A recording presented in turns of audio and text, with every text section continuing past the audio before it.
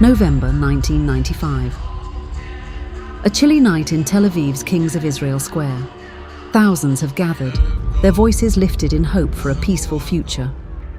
Israel's Prime Minister Yitzhak Rabin addresses the crowd, proclaiming, "Peace is a risk, but it is far more precious than war." Minutes later, a gunshot shatters the air. Rabin crumples to the ground, felled by an extremist Jewish assassin. This moment doesn't just end a leader's life, it plunges the delicate Israel-Palestine peace process into peril. This is a story that begins with that fateful night, when dreams of reconciliation collided with a brutal reality.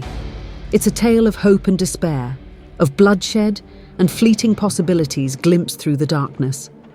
From 1995 to 2023, this narrative traces a dramatic journey where every step toward peace has slammed against walls of violence. This is not merely the story of the Middle East. It's a global saga of politics, humanity, and the cost of conflict. In 1993, the world watched a historic handshake.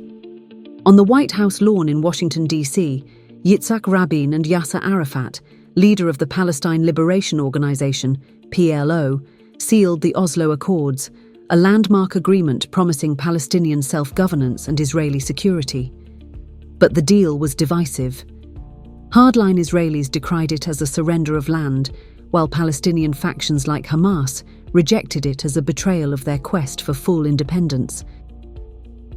Rabin's assassination in 1995 thrust Shimon Peres into the role of interim prime minister.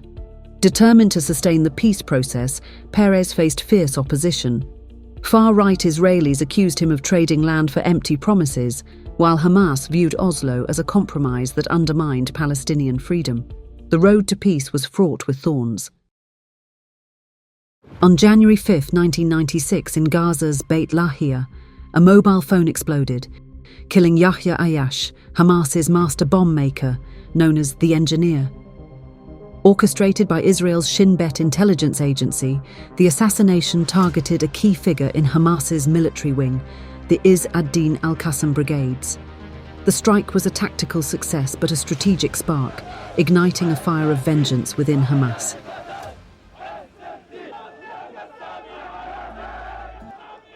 Six weeks later, on February 25, 1996, Jerusalem's morning calm was shattered. A suicide bomber struck bus number 18, killing 26 civilians. That same day, another attack in Ashkelon claimed an Israeli soldier.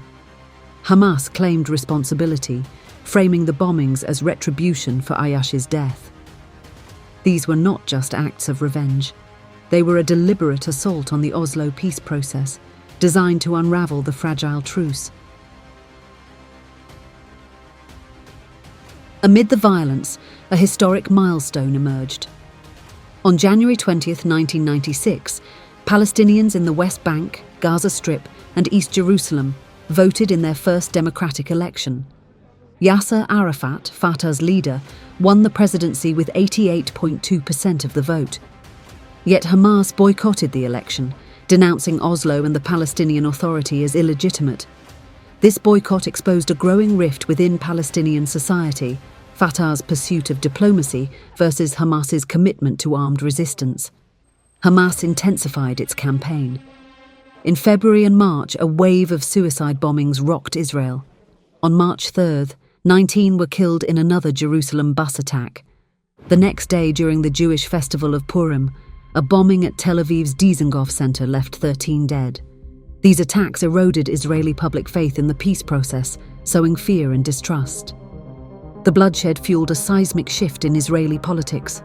In May 1996, Benjamin Netanyahu, leader of the Likud party, defeated Peres to become prime minister. Campaigning on security over peace, Netanyahu capitalized on public fears stoked by Hamas's attacks. His leadership marked a departure from Rabin's vision, prioritizing a hardline stance. Under Netanyahu, Israel launched Operation Grapes of Wrath in Gaza and southern Lebanon, targeting Hamas and Hezbollah. The fifth day of Israel's Operation Grapes of Wrath, marked by an attack on Lebanese power supplies. Israeli aircraft bombed a second Beirut power station, cutting electricity to parts of the city. I want to go home south, but Israel is shooting all people. The operation, intended to curb militancy, instead deepened Palestinian resentment, boosting Hamas's support as a symbol of resistance. In 2000, peace efforts faltered again. The Camp David summit, mediated by US President Bill Clinton, collapsed as Israeli Prime Minister Ehud Barak and Arafat clashed over Jerusalem, refugee rights, and borders. Frustration peaked when Ariel Sharon's visit to the Temple Mount, a site sacred to both Jews and Muslims, sparked outrage among Palestinians, igniting the Second Intifada in September 2000. Protests and violence engulfed both sides. Israel responded with force. In 2002, Operation Defensive Shield ravaged West Bank cities, killing hundreds of Palestinians. The Intifada claimed thousands of lives, deepening the chasm between the two peoples. Arafat's death in 2005 weakened Fatah. In 2006, Hamas stunned the world by winning 74 of 132 seats in Palestinian parliamentary elections, securing a majority.